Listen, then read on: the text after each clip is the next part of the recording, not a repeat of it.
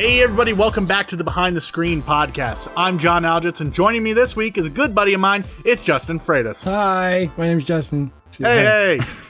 You might recognize Justin. He is one of the voices over on the ScreenRant channel. Felt like it was probably a good idea to start having, you recognizable people over here on the podcast. I'm happy to be here. It's not very often that I get a chance to actually speak my own words. And this week we are going to be talking about fan theories regarding the MCU. And I don't mean just like the ones that everyone hears about. Nah. I mean some of the most just absurd, bizarre, and otherwise out there things that all of you weirdos out there have proposed over the years. So basically this episode's just kind of for laughs, but we also might explore a little bit more about what you guys think about, which is some really weird stuff. You guys, a particular Ant-Man theory comes to mind, I think. That theory, I'm not even gonna like really give that theory too much of a time of day. But John, I want to talk about that theory. I want to talk about Ant-Man and Thanos. That's what I want to talk about today. Are we banning it? Is it banned? We're just not talking about it? I'm gonna ban that theory because everyone knows that theory, and that is probably about as absurd as you could possibly imagine. But peak absurdity. So that's the kind of absurdity that we are talking about this week, both on YouTube and on Spotify. Hey there, Editor John here, butting in for a quick moment. So this episode was actually recorded before the whole Disney investor thing that happened a few days ago. So a couple of things that we talk about here are now a little outdated. Bit of a bummer, but these things happen. So as you listen to the rest of this episode, just try to take what you hear with a grain of salt and just have fun with it. That's all this episode was really hoping to achieve anyways, so enjoy. All right, so now in this first part here, we're going to talk about the theories that have been proposed about the Marvel Cinematic Universe that have either been proven false or at the very least, they just didn't come to be. So first one up that I can really think of is the idea that Hawkeye is a Skrull. Right, okay.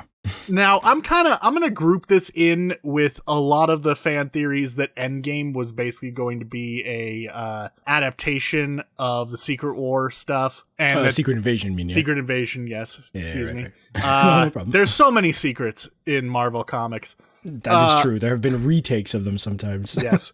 But the idea that, just Avengers in general are actually Skrulls. Obviously, this didn't happen. Well, now I've got a bone to pick about this theory, John.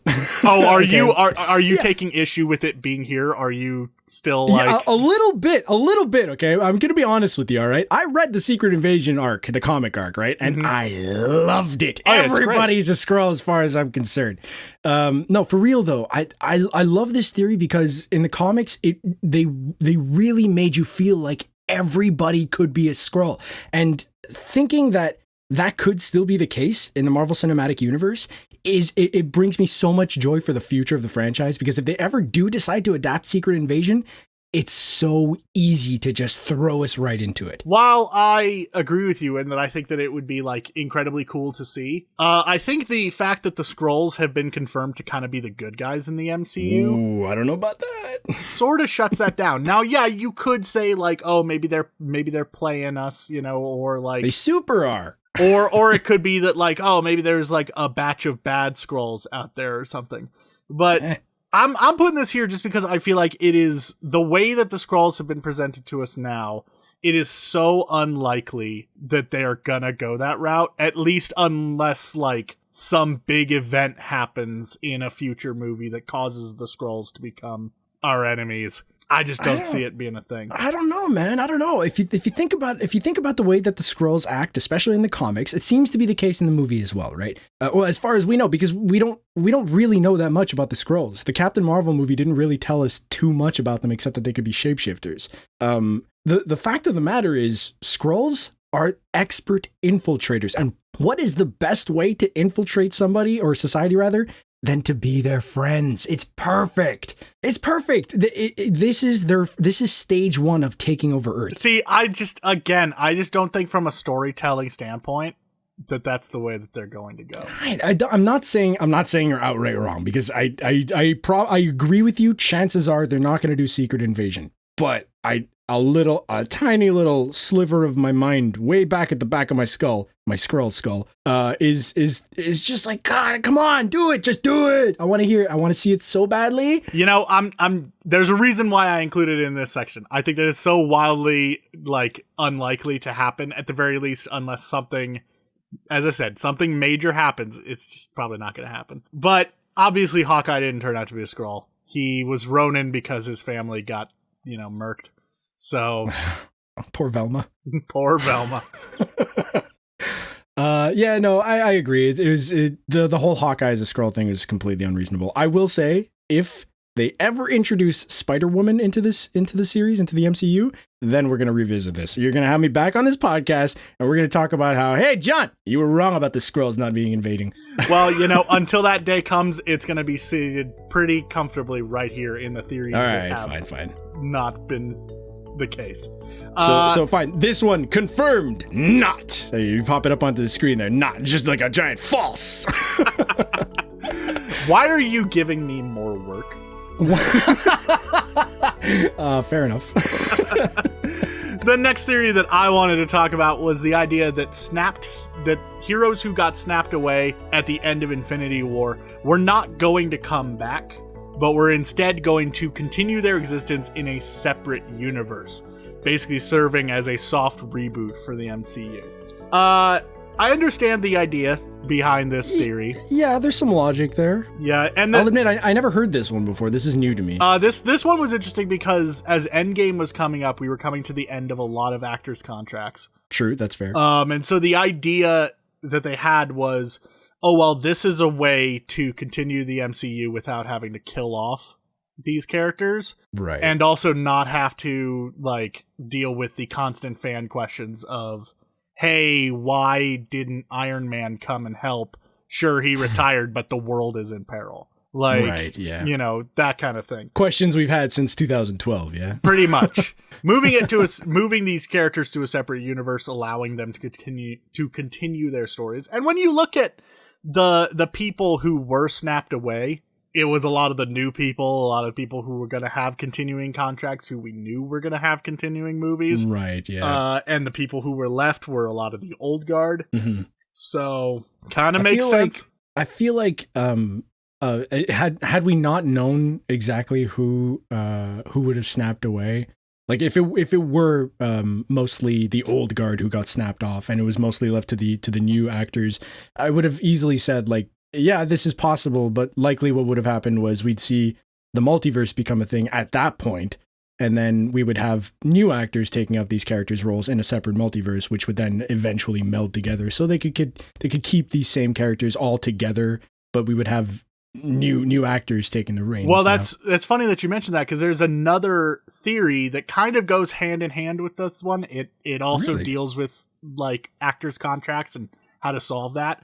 And it was the idea that the Reality Stone, something was going to happen with the Reality Stone. It was going to be used, and it was going to effectively recast MCU characters. Oh, yeah, okay. I mean, I could sort of get behind that. Obviously, it's not the case. It was not the case, but I would have probably subscribed to that theory had I known about it. Yeah, so it's Thanos snaps his fingers, and then suddenly Tony Stark is played by Tom Cruise or something.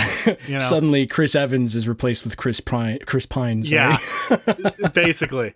Both of these obviously did not wind up being the case, but I could see them being interesting ways to deal with this sort of behind the scenes issue that a lot of fans were very aware of. Yeah, that's fair. It would have at the very least been a creative way from a studio, from like a business standpoint, to deal with it. Yeah, I'll give them that. There's some logic there. And now there's kind of following this same idea. There has been talk with Doctor Strange and the Multiverse of Madness really delving into the idea of the multiverse. Oh, I can't wait. I'm super stoked for it. Seriously. But there are some people who are saying maybe Marvel's going to use that as a way of introducing us to a new Tony Stark, a new, Captain America, by bringing in new actors, but it's just this is Tony Stark from another Earth. Yeah, I suppose that's possible. I kind of hope that they bring in oh god, I think her name was Ironheart, the one who took over the reins of Iron Man. Williams. Yeah, exactly, Riri Williams. I think that would probably be a pretty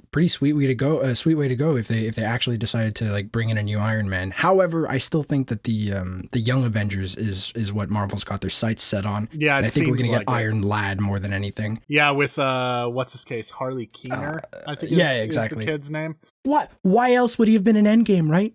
I mean, other than just, a nice little nod to... Oh, whatever. He's totally going to be Iron Lad. The 4 people who liked Iron Man 3 enough to care.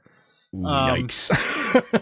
I like Iron Man 3. It was okay. It was... Iron Man 2 was worse. I don't care what anybody says. All right. But anyways, we're getting really serious right now, and we're here to have some fun. So, all right, so I want to talk about Thanos and Ant-Man, okay? No, we're not. All right, fine, it's banned. Okay, moving on. No butt stuff.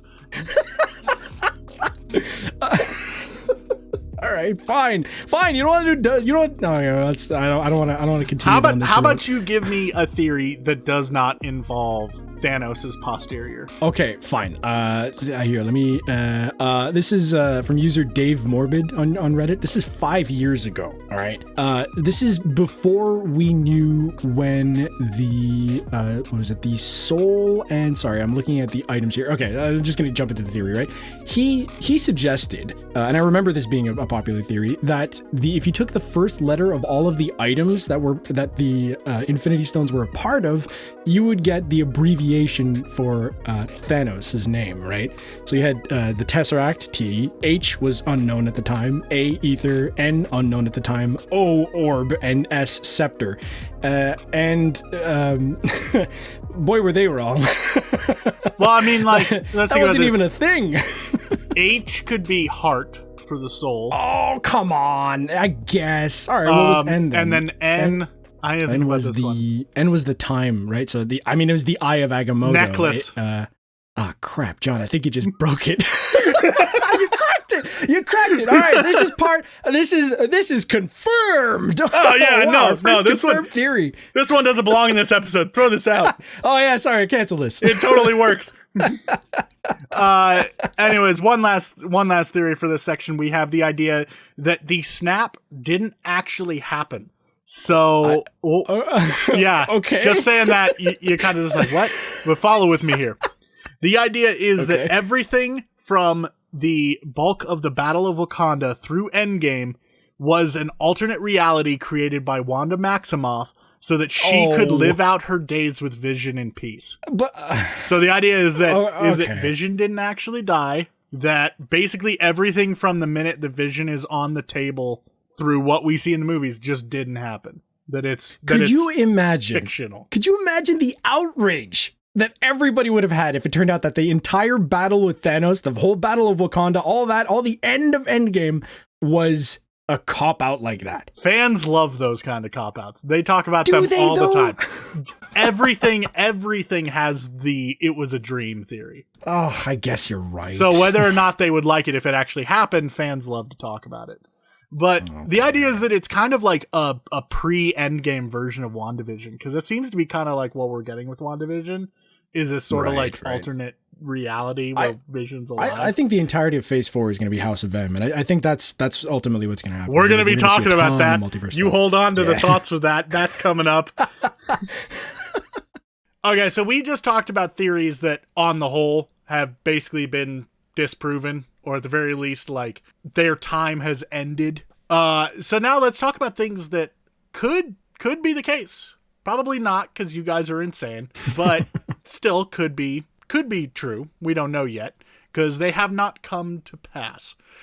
Justin, you got one to start us off. Hit me with it. I want to talk more about the quantum realm. Okay, Fox merger. The Fox merger. Okay, this is my jam. All right, man. I listen. When I heard that Disney was buying Fox, I got as happy as I did when Square Enix announced Final Fantasy VII Remake. I jumped up for joy. I was so happy because this means that we can finally do some justice to the Fantastic Four, Marvel's first family, man. Oh, I can't wait for this. Like when I heard the merger was happening, I got happy for these same reasons for about 10 minutes, and then I thought about it for just a second and went, Oh, wait, no, monopolies are terrible things. What do you mean monopolies? Oh, well, okay, no, fair. Yeah, sorry, that took a second. Yeah, okay, fair enough. I'll give you that. From that perspective, not so bueno. I got you. I gave you that. But look, okay, here's my thing. But we got our fanboy hats on. So yeah, fair. Yeah, it's true. Okay, so here's my thing. I'm not like the world's biggest fan of the Fantastic Four, but of course I want to see them I want justice to be done by them, you know? Doctor Doom, dude. Doctor Doom could be one of the greatest characters in this Marvel Cinematic Universe. He's such a good character. He could be such a fantastic big bad. And I gotta wait for how these characters all still exist, how they have existed the entire time, and it's because they're in the quantum realm, just like Janet Van Dyne was. The quantum realm seems to be the MCU's version of the negative zone, which is obviously what the Fantastic Four are very often associated with in the comics. And if you look at Ant-Man and the Wasp, if you look at the quantum realm in there, you can sort of see like what looks like buildings and stuff, like you mentioned before, biomes. It's like clear things that are there, not just random universal stuff like atoms floating around and stuff. Maybe the Fantastic Four have been around since, say, the 60s or something, and they've been trapped in the quantum realm this entire time. And they now, with all of this stuff going on with the snap, this huge amount of energy going into the universe, the Ant-Man going in and out of the quantum realm, maybe Reed Richards has taken notice of this, and he's found a way to finally get them out of there. So that way they can pop back into the world. We can have yet another awesome way of having some like old style characters in like the modern day, kind of like Captain Marvel did with the 90s. Maybe they were here in the 90s, you know, whatever the case may be. I'd actually be okay with them cashing in a little bit more on the 90s aesthetic. I love the 90s. But having them come back would explain so much. These characters may have already developed their relationships with each other in the quantum realm. Maybe even the kids exist already. Doctor Doom could still be with them. Maybe they had falling out together in the quantum realm, and he decided to go off on his own and live on his own in the quantum realm, and he became also irradiated, much like irradiated, you know, affected by the quantum realm's energy, like the Fantastic Four have. And when they finally get out, maybe Doctor Doom finds his own way out or something. And we could see the Fantastic Four already established, much like we did Spider-Man and Spider-Man Homecoming. And I just think that would be one of the best ways to do it, especially because I think the mutants are going to be new. I would like to believe that they won't be, but I think that they're going to be new. And I don't think that Marvel is going to want to start from scratch with these two huge IPs, you know, and just tell a story that we've already seen multiple times. 2015's Fantastic Four is by far one of the worst movies I have. It had 5 sets. 5 sets, man. It was horrible. So this theory that you've brought up, it actually goes hand in hand with another one, which is the Chronopolis theory. The theory that, so, you know, we do see that city in the quantum realm in Ant-Man and the Wasp. Oh, this is Kang the Conqueror, isn't it? Yeah, the idea that is Chronopolis, and Chronopolis is ruled by a man named Kang the Conqueror. Now, Kang the Conqueror, fun fact, is actually the future descendant of Reed Richards. Wasn't he the son? Wasn't he his son? No, I think that he's like several generations removed. Oh, okay. I seem to. All right, I think he's like his like great grandson. Well, I mean, you were a part of the Marvel Cinematic Universe, so I'm going to take your authority on this.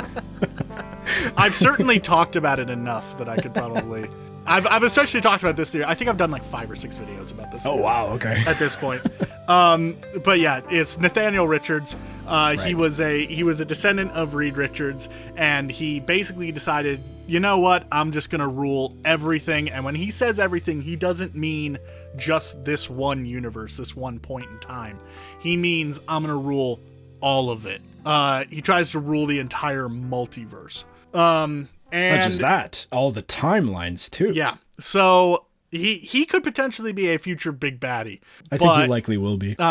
With a lot of people actually proposing that maybe he is this next upcoming big baddie, and that like, because a lot of people have been saying like, oh no, Galactus is going to be the big bad. this time around. I'd like that, but I don't think it's going to be the case. I could see Galactus being the Loki to Kang the Conqueror's Thanos. Oh, yeah, okay, fair enough. I could see Galactus that. being a reoccurring villain who pops up a lot, who is like maybe the big bad of Phase 4. Especially since we're getting a lot more 5. of the cosmic side of the MCU in the upcoming phases, right? And then Kang the Conqueror winds up being, the true big bad, the one that we actually need to worry about. Right, yeah. And that would be a good point to introduce the Fantastic Four, obviously, because he has such a strong connection. Yeah, of course. The only one that you can't make a big connection with is the X-Men.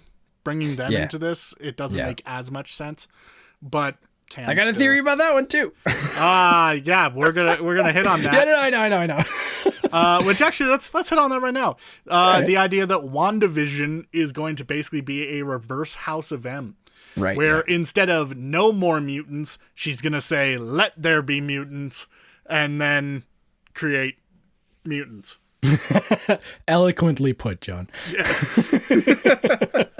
Now, this theory probably has the shortest legs out of all of the things that we're going to talk about here during this section, because we will probably find out the answer in January. True, that's true. Because the show comes out January 15th is when it premieres. I still think that it's going to be likely a little bit longer. It'll probably be in Doctor Strange 2 that we're going to see it. Yeah, because she is popping up in that. Yeah.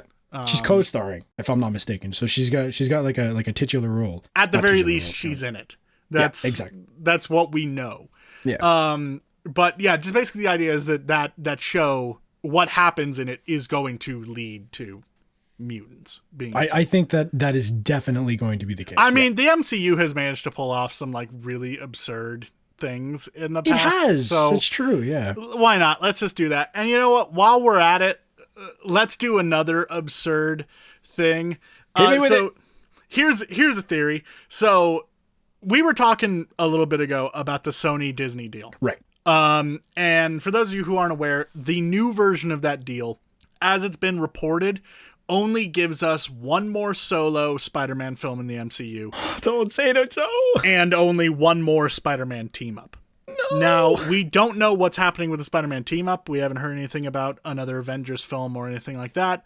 We know that Spider-Man 3 is coming. Yeah. This theory posits that... So, okay. You know how at the end of Far From Home, Spider-Man's identity was revealed to the public? Yeah. With the brilliant reveal of J.K. Simmons back again. Which is fantastic. I'm so happy. I can't wait. Super seriously. So this has happened in the comics before. Yes. Particularly during the Civil War arc. Peter Parker came out as Spider-Man. However, if you're reading comics now, you will find that the world doesn't know who's Spider-Man. And you might be deeply confused about how that happens. I know what you're going to talk about! No! We are talking about bringing in One More Day. Oh, One More Day! One of the most reviled comic arcs by fans. But here's basically the gist of what happened in the comic, at least. In the comic, Peter Parker at this time was married to Mary Jane Watson. And a event occurred that led to the death of Aunt May. Oh, no spoiler warning. Okay. Or no spoilers, rather. This is an old comic. If you haven't read it, you're not going to read it. So anyways, what wound up happening was a demon lord named Mephisto came to Spider-Man and said, I will basically erase your past and restore things the way they were. Aunt May will be alive. No one will know that you're Spider-Man. But in return, I want your relationship with Mary Jane. He's like, I will wipe that away. You will not have been married. You will not have been together. It will just be over. Mainly because he just wanted to see Peter Parker in pain for like the rest of his life. Oh, yeah. Because Peter Parker would I guess, remember this. But he's the most tragic hero. He's got to have tragic stuff happen to him, right? So basically the idea here is that in the movies, this would solve the Sony Disney deal. Because Mephisto will come to Peter Parker, and instead of agreeing to trade him, his anonymity, and we'll say that Aunt May got killed too. No, not Marissa Tomei. Yeah, I really don't want to see Marissa Tomei die. No, I really don't. I just want to keep seeing her.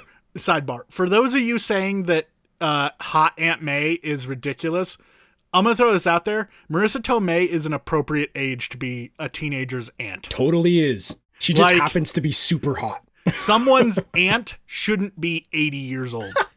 Honestly, right? I'm sorry, but that's just unrealistic. Anywhooser, instead of taking his relationship with MJ, Mephisto will instead have him trade away his reality. So at the end of this event, Peter Parker will agree to it, and instead of winding up in the MCU, he will find himself in the SMU, Sony's universe of Marvel characters.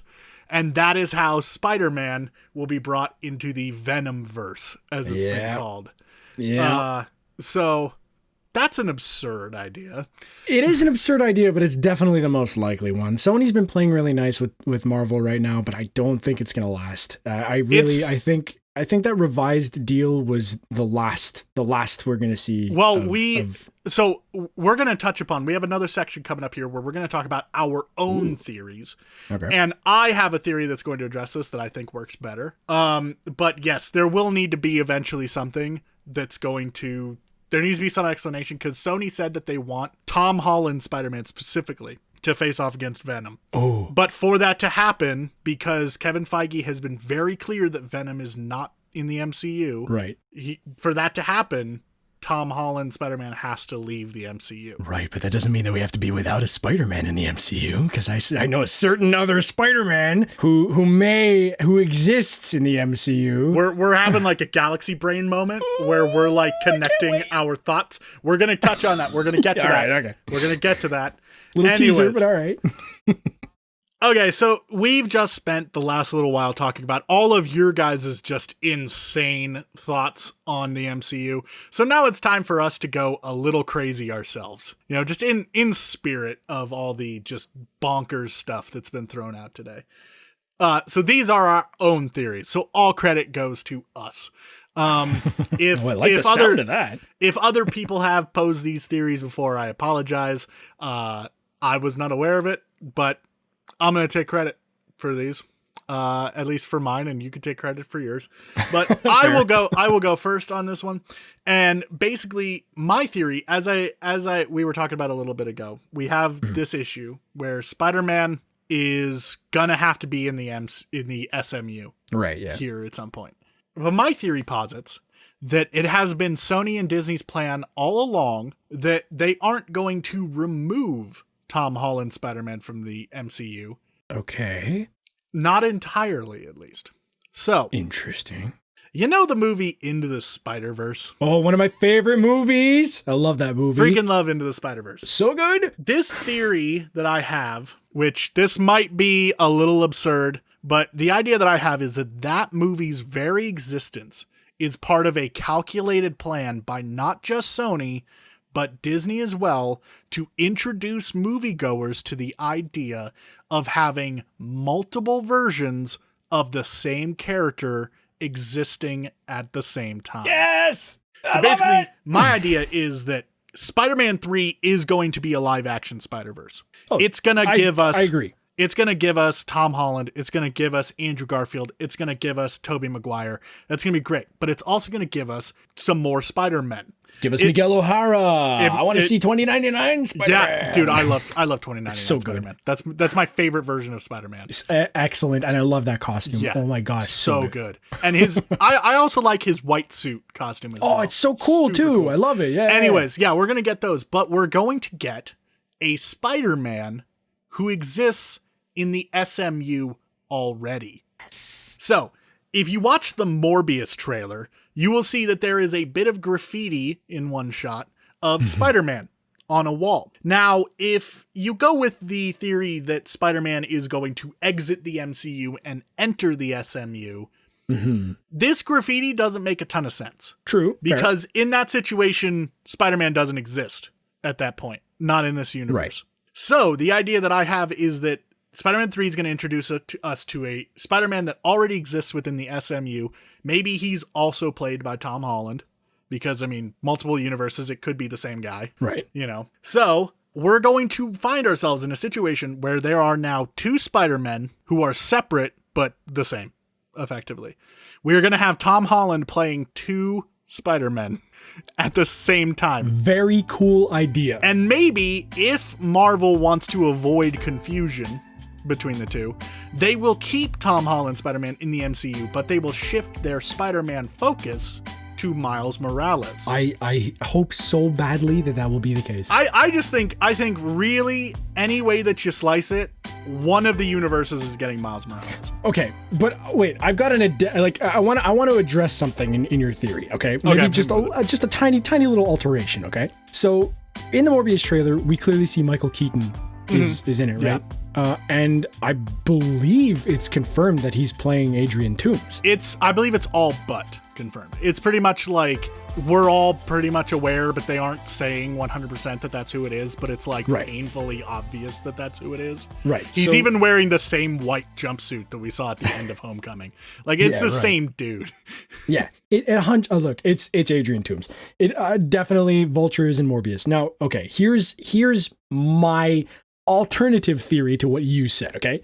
Morbius takes place in the MCU, but it will be a part of the Sony universe when it gets absorbed into it, where Venom already exists. In the Venom universe, Spider-Man doesn't exist, right? My explanation for the Spider-Man graffiti in the Morbius trailer is probably that was Miles Morales, who is known for graffitiing, as we've seen in Into the Spider-Verse. And it's confirmed that Miles does exist in the MCU. Yeah, because there was that I've got his uncle that lives in this neighborhood. Yeah, he's totally in the MCU. So my thought is Miles exists in the Morbius universe and also in the MCU universe. That's all in one universe. Venom is in a separate universe. Spider-Man is going to get pulled into the Venomverse, into the Sony universe, and Miles will stay in the MCU. So we get to keep one Spider-Man in the MCU, remembering the old Spider-Man, and he's going to take over Spider-Man's role. That's why he's going to keep the name Spider-Man in honor of him, while Tom Holland goes to continue off in his Sony universe, where Morbius will also be forced into, as well as Michael Keaton, who is also involved in the Morbius movie. That way we're eventually going to get our Sinister Six movie, and that's going to be a whole awesome thing on its own. So are you proposing like some sort of multiversal like nexus where like suddenly all of these things get shoved into us? Are we doing Battle World? Is that what's happening? Yeah, exactly. It makes perfect sense. Because Battle World is how, if I'm not mistaken, Battle World is how Miles Morales went from Earth 610 to Earth 616. I believe so. So was it?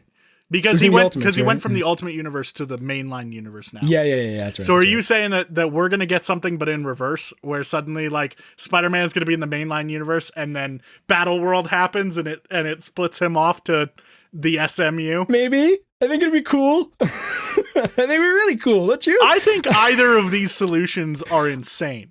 Agreed, but also very cool. The only thing about this theory that I'm not 100% sold on, and I think that my issue with this largely comes down to the fact that I feel like Miles Morales almost might be a more popular character among the younger demographic than Peter at this point. I think I agree with you. And I have a feeling that Sony's going to want the bigger cash cows. And so it's going to be hard for them to give up one or the other. While I don't disagree with that, I think everybody loves Tom Holland. Like, they love Tom Holland and they love Into the Spider-Verse. And those are the two perfect things for them to use. Unless the MCU keeps Tom Holland and somehow Miles Morales is introduced in Spider-Man 3 and he gets pulled into the other universe. But when you think about it, maybe he is the sense. Spider-Man from the other universe. Well, maybe this is how... Maybe the MCU's Miles Morales never becomes Spider-Man, but the alternate universe Miles Morales, the one that's in the SMU, does become Spider-Man. It could be, or hear me out. Oh my God, I could connect that too. Okay, first of all, another crackpot theory, which is not confirmed. Super not confirmed, but pretty sure it's the case. Keanu Reeves totally playing Mephisto. He's absolutely going to play Mephisto. That would be... I believe it in the heart of hearts that he will be Mephisto. Okay, so are we bringing One More Day back into this? Yes, but hear me out, right? He's going to, as a way to fix Peter's identity crisis thing, he's going to swap the two Spider-Men. If Miles Morales is the Spider-Man in the Sony universe, then... they can swap places, and he's not Peter Parker. Peter Parker doesn't exist in this universe anymore. Now, who's Peter Parker? Who's that rando? Exactly, there you go. Problem solved. Here's the problem, though. If you take away Peter Parker from the MCU, we lose Marissa Tomei. We don't lose her. She still exists. Yeah, but we don't see her anime. anymore because what's her point in popping up in movies? Well, I mean, I don't know. She could be dating Happy. Yeah, but without Peter Parker, what's the point in Happy being around? Come on, I love Jon Favreau. He's the one who started the MCU. I love Jon Favreau too, but like, what part does he play in the story without Peter Parker? He could anything. He could be. You know what? Jon Favreau for next Iron Man. Actually, you know what? I have an answer. I know how we keep Jon Favreau around, how we keep his character relevant. Ironheart. We talked about her earlier. Right, yeah. Oh, yes, absolutely. Oh my God, we're connecting things like crazy here, John. See, this is why I should be in charge of the MCU. Kevin Feige, call this man. Get Tweet out. Him. Kevin Tweet Feige, him get out. I'm in. Tweet him at Bender Waffles, right? No. All right. I don't think that I could do what Kevin Feige does. That just sounds like a recipe for never sleeping. Yeah, fair. But John, I gotta admit with you, man, I'm a little theoried out here. I can't think of anything crazy anymore. All my craziness is gone. At this point, I think that everything is insane. So like maybe it's best time to just like step away. So yeah, fair. As we wrap this up, I really only have one question, and that is, Justin, where can people find you on the internet? Oh, hey, that's super nice of you. Let me shout myself out. Well, you can find me on Twitter. My @is Justin Freitas VO. I'll pop it up on screen, hopefully. Yeah, it'll be up. That's mostly the only way that you can reach me. There are other things, but that's the only one that I really care about. You can also hear Justin on ScreenRant. Yeah, all the time. Pretty much every day. So, just click on a random video, and if you don't hear me, you might hear him, or one of our many other fine and talented voiceover artists. Yep, absolutely. And if you want to hear more of me or just get my thoughts on random things, like where can we find you, John? Well, I'm over on Twitter. I'm at BenderWaffles, BenderWaffles. I'm also on Instagram, though I don't post anything there, so like don't even bother checking there. You can also check me out on the YouTubes, also under Bender Waffles. I teach game development over on the personal channel, so not related at all to superhero stuff, but all of this month I'm doing D&D December videos. They're all D&D related stuff, so jump over there if you want to be super nerdy. I will. even more nerdy than us talking about Ant-Man going up Thanos' butt. That was banned! We said we were gonna not talk about that! And we aren't going to talk about it because this episode is over. Thank you all for... Come on! No, I want to talk about Ant-Man and Thanos' butt! If you would like to talk about Ant-Man going up Thanos' butt, be sure to tweet at both of us and we'll have a discussion over there. But until next time, guys and gals, have a good one and stay safe out there. See ya. Bye. Was yours anything like this? Mine was like this, but take away the Jeep, the plane, imagine it way smaller. Which of these crazy Marvel theories was your favorite? Be sure to let me know down in the comments below, or if you're listening to this on Spotify, you can just tweet at me your answer. And while you're at it, why not subscribe to the channel or follow us on Spotify for even more awesome podcasts just like this. Thanks for listening, and stay safe out there.